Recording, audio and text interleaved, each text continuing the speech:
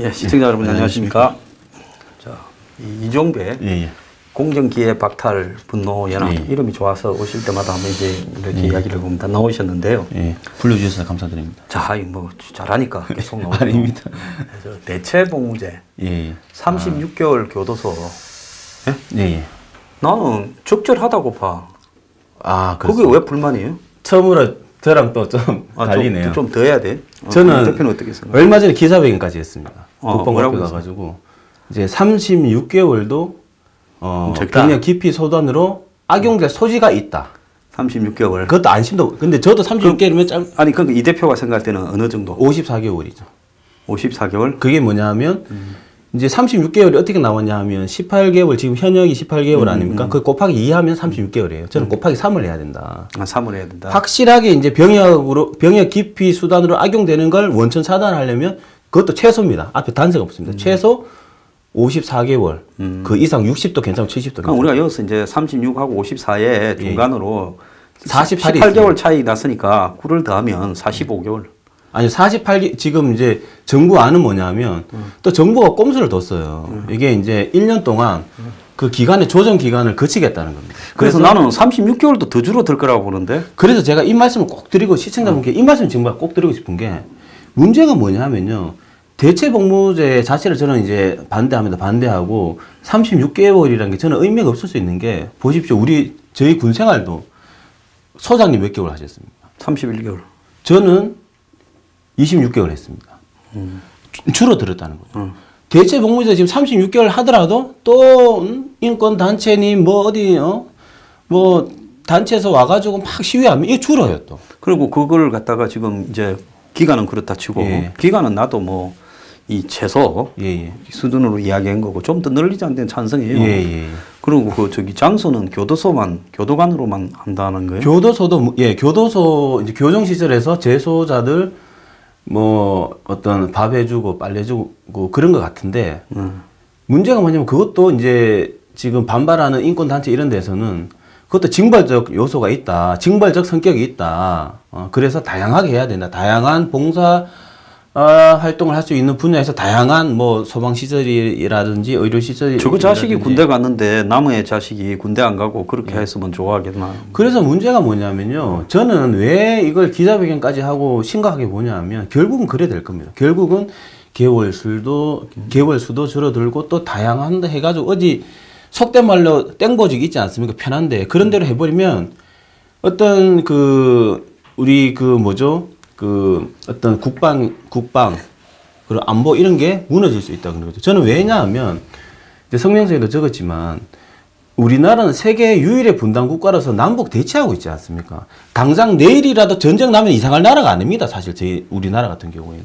그럼 현역들은 그런 당장 내일이라도 전쟁 나면 이상하지 않을 나라에서 전쟁 나면 바로 목숨을 내놓고 전장에 투입이 돼야 된다고. 죽을 수 있는 높은 가능성을 담보하는 것이 능력이죠.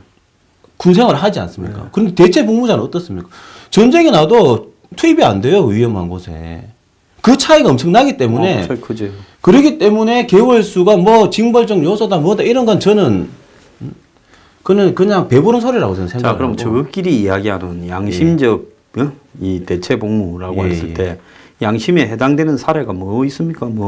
지금 거기서는 점은 양심이 되는 종교로 보는 거죠. 종교 말고는 없나? 종교 말고 이제 그게 늘어나겠죠. 이제 앞으로. 나는 동성연애자라 가지고 남자들이 동성연애자에서 여자 역할을 맡은 그런 양심이 있다.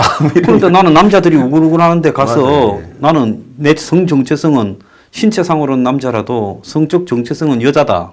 그래서 내 양심상 거기 가서는 그래서 이게 못 있겠다. 또 심각한 문제가 뭐냐면, 자, 보십시오. 저는 이쪽을 이제 일하다 보니까 눈에 보이는 게, 이제 개월수 줄어들죠. 만약에, 이제 대체 복무제 개월수 줄어들고, 일도 편해집니다.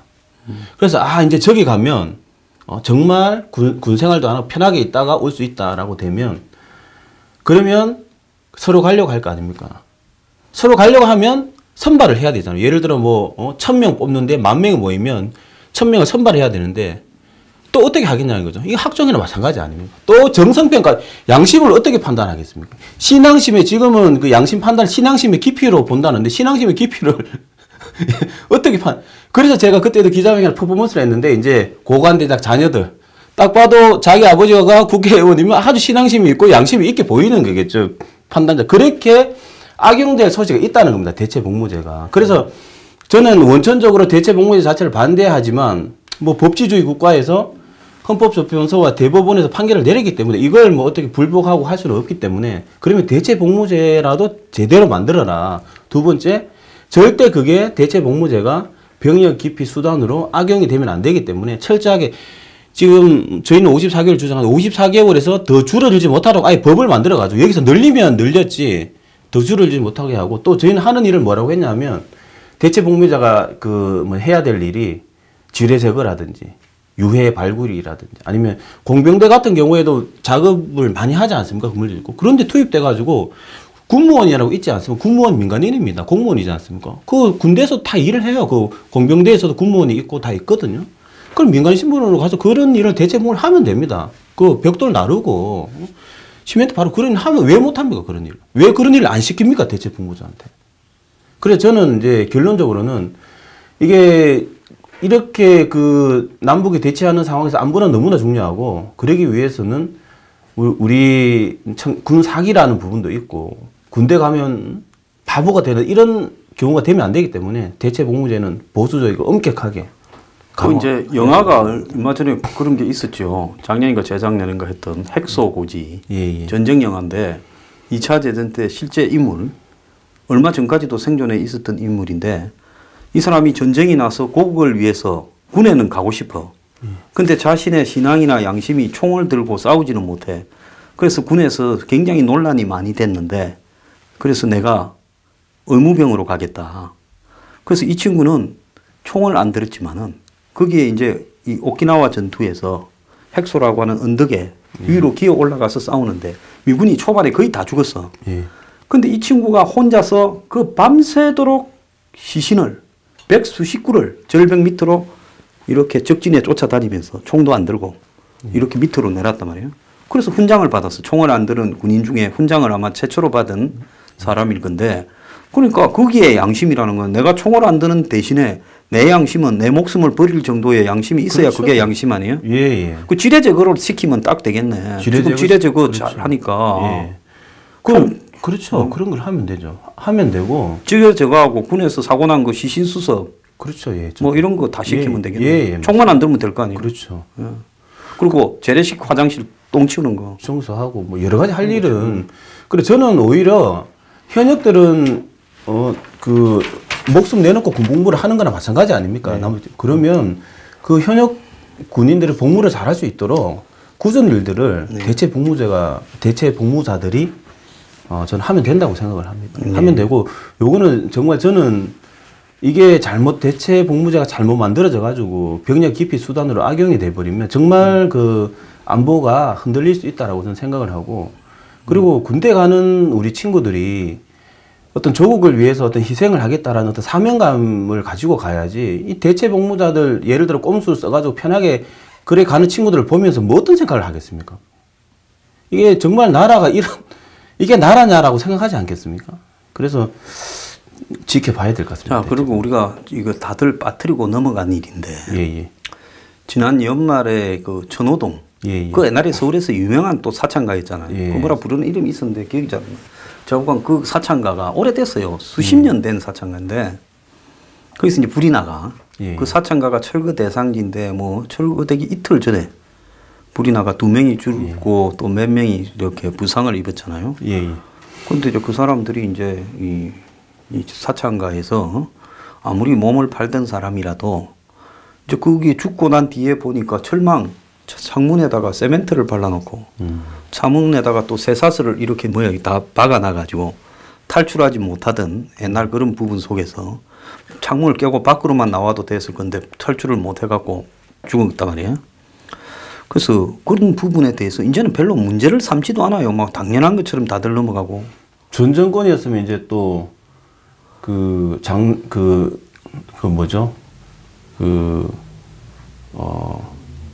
이제 유가족 어떤 또 뭐 협의체가 꾸려지고 또 민변이 붙고. 그렇죠. 민변이 붙고 또 인권단체 또 오고 했는데. 아니, 사창가 철거할 때만 포주부터 이 몸 파는 분들까지 다 나와가 뭐 분이라고 해야지 뭐 어떡하겠노.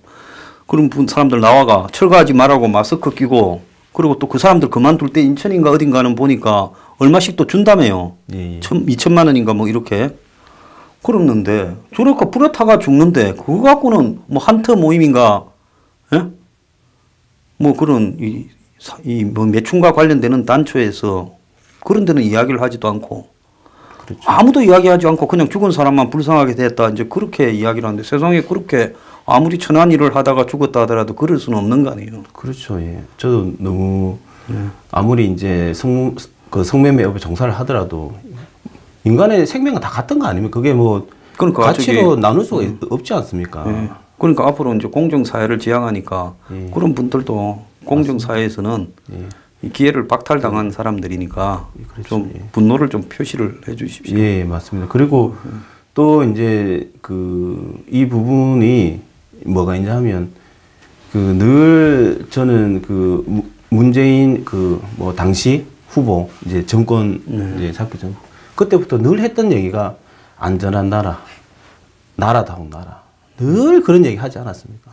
안전한 나라, 나라다운 나라에 뭐 세월호 때 탈출 못하도록 해서 그렇게 비극을 성화시켜 놓고는 이번에는 세월호도 아니고 무슨 놈 집에서 육지에서 불이 났는데 창이 다 막혀 있고 세멘트 발려 있어서 탈출을 못해요. 이 부분에는 또 이제 뭐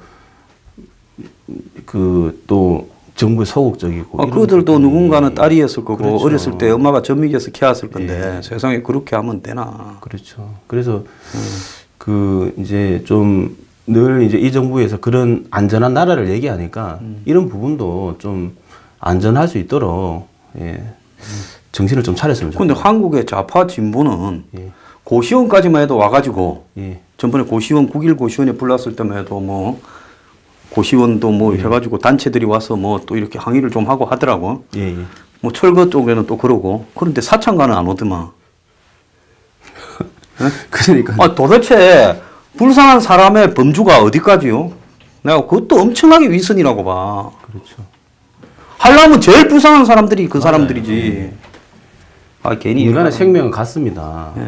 그래서 하기 때문에 그래도 참 우리라도 그분들을 좀 이렇게 좋은데 갔기를 바라면서 앞으로 그런 일이 없도록 하고 앞으로 그런 일이 불나면요 이 대표하고 나하고 둘이 갑시다 플래카드 들고. 그래서 저는 그 말씀도 드리고 싶어요. 이 부분에 뭐 말이 나서 드리는 게 아니라 좀 안전한 부분 이제 안전을 요하는 그런 부분에 대해서 뭐 전수조사를 한다든지 이건 안전하고 관계가 없이 인권에 관한 문제, 기본적인 인권 문제 있어도 왜 몸을 파는 여성들은 항상 채무에 이렇게 걸려 있어서 그래서 이제 뭐 저는 이제 말씀드린 게 어떤 시설적인 부분이나 이런 부분에 있어서 뭐 어떤 화재에 취약한 건물이 있다든지 이런 것도 왜냐면 안전을 강조하지 않습니까? 그러니까 이런 것도 전수조사를 해서 좀 이런 미연에 방지할 수 있는 그런 정책이나 일들이 있어야 되지 않나. 아니 사창가는 소방서나 경찰이 매일 순찰하는 데일 건데 거기 건물에 철책이 이렇게 있고 세멘트로 발려 있어서 불이 났을 때 탈출할 수 없다고 했다면 그걸 갖다가 경찰이나 그 지방자치단체나 소방서는 무슨 검사를 하는 거예요? 그러니까 그런 부분을 이제 고쳐 나가야 된다는 거죠. 그런 부분에 대해서. 안타깝습니다. 저는. 안타까워요. 저도 기사를 읽으면서 너무 안 됐더라고요. 이해찬 대표가 엊그제 또 무슨 말실수를 했죠. 지난번에부터 베트남 또 여성 이야기 하더만은. 또 분노가 이게 하루도 뭐 분노를 안 할 수 있는 날이 없네요. 이게. 뭐 그게 더불어민주당 무슨 행사였던 것 같아요. 장애인 뭐 행사에서 뭐 신체 장애자보다 더 한심한 정신장애자라 했어요? 더 한심한 이러다가 아이고 그럼 신체 장애자가 한심한 사람이라는 그러니까요. 웃을 일이 아닌데. 나도 장애인인데. 진짜 이게 그런데 자기가 이제 말을 하고 나서 바로 이제 사과를 잘못했다고 정정은 했지만 실수로 나올 것 같으면 잠재의식 속에 그런 어떤 생각이 깔려 있다라는 거거든요. 아니면 지난번에 또 베트남 여성을 또 한국 남자들이 좋아한다고 그러는데 그게 자기가 무슨 뭐 감별사입니까? 왜 그런 걸 왜 판단을 합니까? 베트남에 어디 좋은 데 갔나 와 그러노? 뭐 그런 얘기를 하고 또 뭐 그걸 수습하려고 했는지 뭐 정치인 보고 정신장애자 뭐 더한 사람이 정신장애자보다 더 뭐죠? 뭐 아무튼 정치인을 또 그 사람 옛날 총리하다가 어떻게 잘리는 줄 알아요? 뭐 골프 치러 갔다 잘린 거 3월 1일 날 3.1절 골프를 네. 안 가고 3.1절 행사장을 그 부산에 가서 골프를 쳤는데 그때 이제 골프 친 사람들이 동네에서 다 유명한 지역 기업들인데 이제 저 바다 이야기 한참 할 때 상품권 발매 업체 뭐 이런 데도 있고 그래가지고 그게 시끄러워져가 잘렸지요. 그래서 이제 계속 이제 구설이 끊이질 않고 저는 그 인식이 저는 그 이해할 수가 없습니다. 어떻게 뭐 신체 장애자보다 더 한심한 어떻게 그런 말이 나올 수가 있습니까? 자기 실수라고 정정은 했지만 그 어떤 무의식 없이 그런 게 나올 수가 있습니까? 그 아무 생각도 없는데 그런 무의식 쪽에 나올 수가 있는 지금 사시는 데가 신림동 아니에요?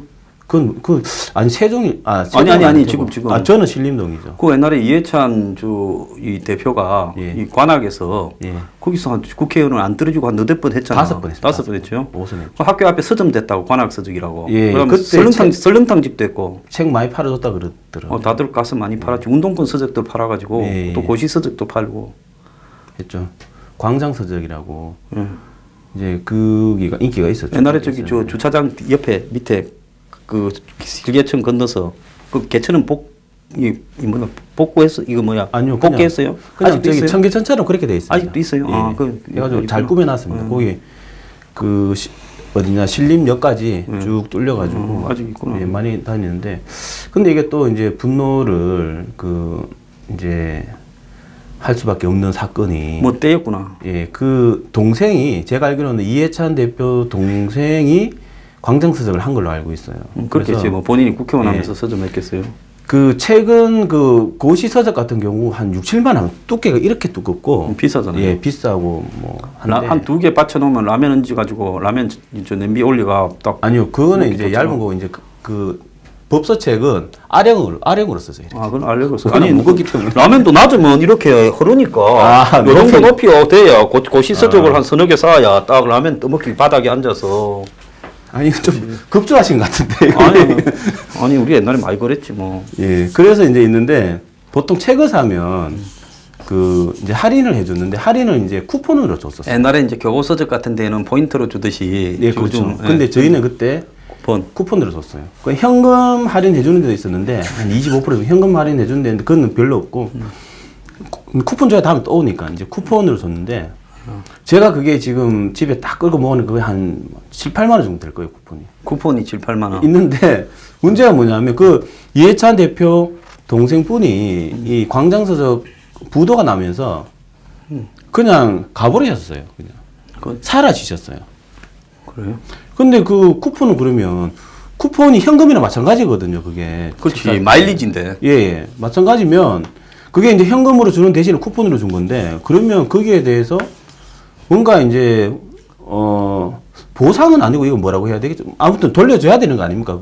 거기에 보면 이게 기한 얼마까지 사용할 수 있습니다. 이런 거 있어요. 쿠폰. 그건 집에 가서 한번 봐야 되겠네요. 오늘 갖고 올 거 잘못했는데. 아니요. 그런데 기한이 있더라도 그렇게 가서 일단은 앞뒤로 사진을 다 찍어서 제가 올리겠습니다. 올리겠어요. 있는데 그게 참 기사도 제가 올리겠습니다. 기사도 제가 오다 못 찾아. 그거 조선일보에서 취재를 한번 했었습니다. 그 동생분이 많이 당했구나. 도주한 거에 대해서. 왜냐하면 그 신림동에 고시생들이 얼마나 많은데 그걸 다 쿠폰을. 그때 관악서적은 내 학교 다닐 때도 있었거든요. 광장서적입니다. 광장서적, 광장서적. 광장서적이 있었는데 광장서적이 제일 컸어요. 네. 그 신림동에 석방들이 많은데 나머지는 동네 책방 수준이면 저거는 그때는 메이저급이었다고 광장서적이. 그렇죠. 그래서 광장서적에 쿠폰 그거 다 합치면 꽤 돈이 될 겁니다. 되는데 이제 부도나서 갔는데 물론 저는 뭐 이게 이해찬 대표의 책임은 아니죠. 연좌제도 아니고 아닌데 좀 그래도 뭐 명절이나 동생분 만나지 않겠습니까, 집에? 만나면 술이 다 돼가니까 여기서 영상으로. 이해찬 대표님 그 설날에 동생분 만나시면 지금 고시생들 공부할 때 굉장히 어렵게 했거든요. 그래서 좀 쿠폰 좀 돌려주라고 좀 전해주십시오. 뭐 돈이 없으면 할 수는 없겠지만 한번 물어나 봐 주시기를 황명수 뉴스 브리핑을 통해서 아니 그거 부탁드립니다. 예. 이자까지 쳐가지고 그 몇 푼 다 해봤자 안 될 건데 저 신문에 공고 내 가지고 그 광장서적 쿠폰 가진 사람은 형의 도리로서 내가 물어주겠다 하고 이 대표 괜찮아요. 세종시에 집도 좋은 거 짓고 살고 또 그 옆에 또 분뇨가 나면 그 세종시청에다 전화해서 분노도 빨리 취하라고 하고 그러니까. 그 잘못 연좌제가 되지 않을까요? 아니 연좌제 아닙니다. 그냥 우리 도리로 이야기하는 인간적 도리로. 예, 인간적 도리로. 그럼 이해찬 대표를 욕할 수는 없어요. 뭐 행제가의 동생의 동관계가 어쩐지는 우리가 모르니까. 그래서 그 쿠폰 그 뭐 문둥이 뭐 코에 뭘 뽑아먹지처럼 어떻게 그럴 수 있어요? 근데 그게 아니 부도난 수도 있죠. 뭐 있죠. 있는데 그래서 그렇게 어떤 사후 어떤 뒤처리는 확실히 해놓고 이제 가셔야 되죠. 왜냐면 고시생들 다 어렵게 공부하는 학생. 옛날에 동네 비디오 방에도 문 닫을 때 갖고 가서 반납 안 하는 비디오 갖고 오라는 안 하지만 그래도 만원 끊어놓고 그렇죠. 예. 이렇게 차감하는 사람은 얼마 남았습니다. 찾아가세요 하고 전화를 한 번씩은 해주고 그게 도리요. 그렇죠. 예. 그런데 그러지도 않고 어느 날 그 쿠폰을 놔놓고 가버리면 그걸 다 모아가지고 저 이해찬 대표실에 보내서 혹시 설에 동생 보시면 근데 그렇게 그렇죠. 좀 해달라고. 예. 그래서 그때 이제 그런 사건이 있었고. 광장서적 쿠폰 사건. 취재도 됐었습니다. 취재까지. 취재해도 그 뒤에 또 뭐 특별한 이야기가 없어요? 그래서 저는 솔직히 좀 괘씸해가지고. 많이 괘씸하다. 고시생을 뭐 속된 말로 뭐 이렇게 호구로 보는 거 아닙니까 이게? 그래서 그렇다고 이게 소액이니까 또 뭐 어떻게 뭘 또 뭐 소액 심판 소송을 소송을 할 수도 없고. 그러니까 더 화가 나는 거예요 저는. 왜냐하면 구제 수단이 있으면 그런 구제 수단을 거치면 되는 거잖아요. 그래서 받아내면 되는데. 그 책사가 열심히 고시 공부하다가 고시도 없어져서 화가 나 죽겠는데 책만 보면 확 그냥 불을 싸지르고 싶을 건데. 그래서 저는 그런 부분 저는 차라리 큰 돈 떼먹고 가면 또 모르겠는데 그런 건 좀 또 이런 표현을 쓰는 게 죄송한 찌질하게 그러한 좀 얍삽한 그런 일을 저는 이렇게 못 참는 성격이에요. 우리가 원래 큰 것보다 작은데 분노합니다. 자, 그 로스쿨에 얼마 전에 보니까 무슨 표절이고 무슨 이것도 심각한 사건인데. 이때 로스쿨을 했고 이 대표가 가끔씩 여기 나와서 이야기하니까 로스쿨 관련해서 뭐 이 대표를 공방을 하는 사람도 있는데 자기가 뭐 로스쿨하고 이해관계가 있는지 없는지는 모르겠어요. 그게 무슨 말씀이시죠? 아니 그 이제 댓글에 보면 그런데 그 로스쿨에서 무슨 공공연하게 논문 표절이나 이런 것들이 이루어지고 있는데 거기 이게 제가 이제 그 소장님이 이걸 좀 한번 다뤄보자고 하셔가 제가 이제 보니까 조금 심각한데 그런데 이게 왜 크게 안 됐냐면 아직 사실관계가 확정된 건 아니더라고요. 확정된 건 아닌데 뭐냐 하면 성균관대 로스쿨 A라는 교수가 있습니다. A라는 교수가 있고 그 교수가 대학원 제자한테 박사 과정에 있는 대학원 제자한테 부동산 신탁 제도와 관련해서 논문 초록을 써봐라 라고 한 거예요. 그러니까 대학원 제자는 썼죠. 그걸 이제 써가지고 그 A 교수가 그 대학원 제자가 쓴 논문을 신탁회사 이사인 B 교수한테 넘겼다는 거예요. 논문을. 그래가지고 B 교수가 자기 논문인 것처럼 그게 학술지에 실렸다는 거죠.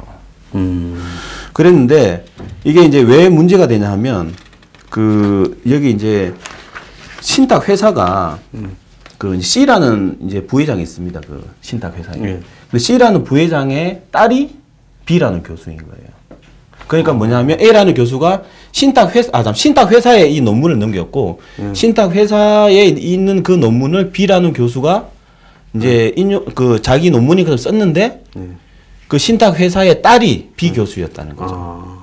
그래가지고 이게 뭐 대학원 제자 논문 도둑질한 게 아니냐 뭐 이런 게 있고 근데 이것도 저희가 이제 가짜 뉴스가 되면 안 되니까 이제 거기 밑에 제가 읽어드리겠습니다. 보면 A 교수는 이런 얘기를 합니다. B 교수가 자문을 해 대학원생에게 자료를 찾거나 영문 초록을 대신 써주도록 시켰다. 완전한 논문 대필은 아니다라고 말했다고 그러고 B 교수는 동아일보와의 통화에서 논문 대필은 말도 안 되는 얘기다. 다시 전화 드리겠다 그리고 끊었답니다. 그러니까 어쨌든 로스쿨의 제자한테 지 것도 아니고 지 아는 사람을 위해서 이 논문을 쓰는 도록 이렇게 시켰고 그것이 논문 형태든 무슨 자료 협조 형태로든 전달됐다. 그러니까 로스쿨의 한마디로 도제관계 부려먹는 그 부분은 확인된 거 아니에요. 그렇죠. 적어도. 지도 아니고 지 아는 교수, 지가 관계하는 이해관계에 있는 사람 따라고 관계에서 그런 일을 시켜요. 그렇죠. 그리고 요 이제 관련돼서 또 한 가지 말씀드리고 싶은 게 그 모 법대생이 저한테 전화가 와가지고 막 어떤 로스쿨의 문제점에 대해서 얘기를 하면서 하는 얘기가 뭐냐면 이제 예를 들어서 A라는 로스쿨에 이제 학생을 선발할 거 아닙니까? 그러면 A라는 교수가 있을 거 아닙니까? 그 선발하는 교수.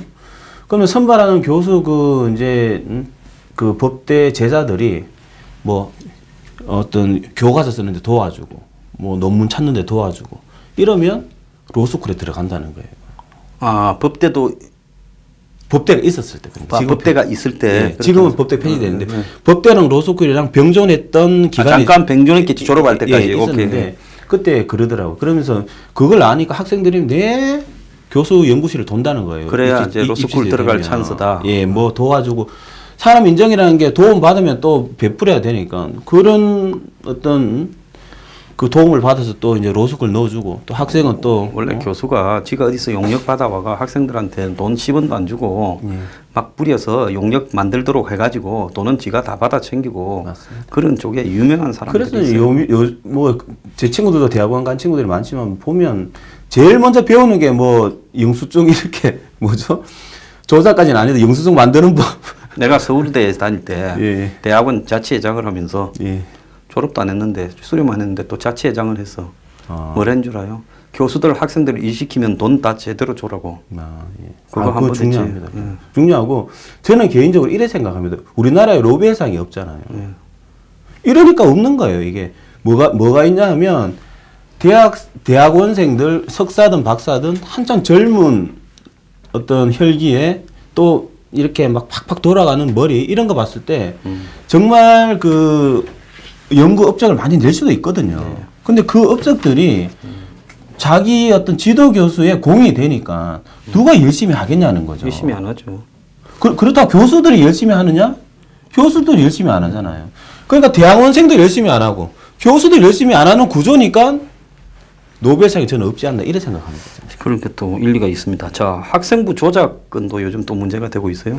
뭐 요거는 이제 스카이 캐슬이라고 드라마 뭐 있는데 저는 이제 그거와 비슷한 얘기인데 뭐가 있냐면 혹시 소장님 아시는지 모르겠는데 그 학생부를 이제 교사들이 적어주거든요.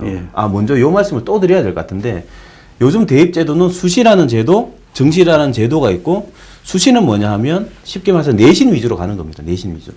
내신은 뭐냐 하면 학생부라는 걸 이제 성적도 합니다. 있고 또 학생의 특활 뭐 여러 가지 활동들 적는데 그걸 이제 교사가 주거든요.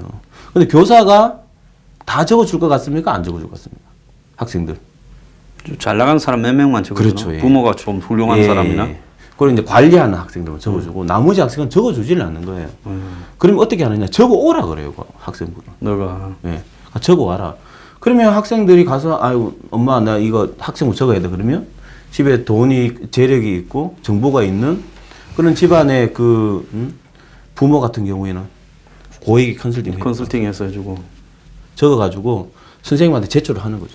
선생님이 학생부 적어왔습니다. 그러면 그 교사는 아이고 이거 자기가 적은 양, 자기가 관찰해서 적은 양 학생부에 적어가지고 이제 올리죠. 그럼 대학은 그 학생부 컨설팅 회사에서 만든 학생부를 보고 대학을 선발하고 있는 거예요. 이게 뭐 그러니까 신분사연에 1등 신분은 교사가 적어주는 사람. 2등 신분은 교사가 귀찮아서 네가 알아서 적어온나 하면 부모 재력으로 이제 컨설팅을 받아서 적어가는 사람이 2등급이고 3등급은 학교에서도 관심을 없고 부모의 재력도 없는 부모의 관심도 없는 사람 이제 3류 인생이네. 그 학생들은 어떻게 하냐? 네이버 지식인 같은데 지금도 검색해 보십시오. 시청자분 검색해 보시면 그 학생부 컨설팅 이런 거 치면 네이버 지식인을 묻습니다. 학생부 어떻게 적어야 되냐. 그럼 밑에서 조언을 해주면 그거 보고 적어가는 거예요. 그 다음에 3류 인생은 이제 네이버 지식인 인생. 예, 지식인이죠. 지금 현실이 이렇습니다. 지금. 마지막으로 요즘 뭐 방과 후 학교라고 예. 거기서 뭐 그런 잡음이 좀 있어요. 아, 어떤 게 있냐면 그 방과 후 학교가 이제 방과 후에 이제 다양한 과목들을 이제 초등학교 같은 경우에는요. 정규 수업 끝나고 방과 후 학교로 해서 남아서 다양한 수업들을 하는데 그 다른 어떤 교육 단체에서 이제 방과 후 학교는 선행 학습을 조장한다. 선행 학습을 조장한다는 이유로 방과 후 영어를 금지하는 법을 이제 발의를 했던 거예요. 아, 통과시켜 버렸어요. 아예. 국회랑 이렇게 해가지고 통과시켜 버리니까 초등학교 1, 2학년들이 이제 방과 후에 영어를 못 배우게 된 거예요. 학교에서는. 예, 예. 그러면 결국은 사교육을 더. 그렇죠. 방과 후 학교가 그래도 나름대로 좀 싸진 거 아니에요? 부모 입장에서는. 그렇죠. 싸고 3만 원 정도 그러더라고요. 3만 원인데 뭐 거기 다 영어 교사 있고 이제 하니까 저렴하게 서민들 자녀 같은 경우 저렴하게 영어 교육을 시킬 수 있는. 어지간한 사교육은 그렇게 대체하는 게 맞는 거 아니에요? 그런데 영어 어려운 아들은 뭐 보태주더라도. 그렇죠. 정부에서. 그런데 이제 거기 어떤 진보 교육 단체에서 사교육을 조장한다는 이유로 선행 학습을 그것도 사교육 조장 한다는 이유로 했는데 오히려 어떤 양극화를 부추기고 또 서민들은 이제 학원을 보낼 수밖에 없는 오히려 사교육비를 더 조장하는. 학원 연합회에서 무슨 또 뒤로 작업을 했나 와 그런 일을 그걸 학원 거기가 제가 이제 특정 단체를 말한 게 그렇고 그 단체가 좀 이제 이렇게 사장 자체가 약간 좀 좌파스러운. 그럼 좌파는 싸게 배우면 좋은 건데 와 못하게 해요. 그 단체가 어떤 사교육 금지를 주장하는 단체거든요. 사교육 금지를. 예, 그래서 자기들은 그것도 어떤 이제 탁상머리 이론적으로만 존재하는. 그래서 사교육을 금지하면 밖에서 학원도 금지하라고 해야지. 맞아요, 맞습니다. 예, 소장님 말씀 맞습니다. 그래서 싹 다 50 시절처럼 싹 다 금지해 버렸으면 그게 되는데. 맞지만. 근데 그걸 어떻게 금지시킬 수도 없고 그 다음에 이게 공부하겠다는 다시 말하는 나라는 우리나라 그 발상 자체가 아니 학교가 일단은 이 학원을 하면 학원 산업의 대치동에서 돈을 제일 많이 버는 사람은 누굴까요? 1번 학원 원장, 2번 건물 주인, 3번 무슨 학원 스쿨버스 모는 사람 이래 하면 누구겠어? 건물주야. 맞습니다. 학원이 들어가는 건물은 그건 엄청나게 안정빵으로 세를 세게 받을 수 있거든. 그러니까 결국은 학교 건물을 활용해서 값싸게 사람만 데려와서 방과 후 교육을 하는 거는 이거는 한국적인 사교육비가 지금 수십조 되는 현실에서 장려를 해야 될 일이지. 어떻게 아니 대치동의 학원이 비싼 이유는 대치동에 있는 건물 가격이 비싸니까 그 안에서 장사하는 사람은 또 챙길 거 선생 챙길 거 빼고 하니 학원비가 저래 세지는 거 아니에요. 맞습니다. 그래서 이제 문제가 뭐냐면 제가 이제 드리고 싶은 말씀 문제가 뭐냐면 그게 이제 유은혜 장관이 허용하겠다 그랬어요. 금지한 걸.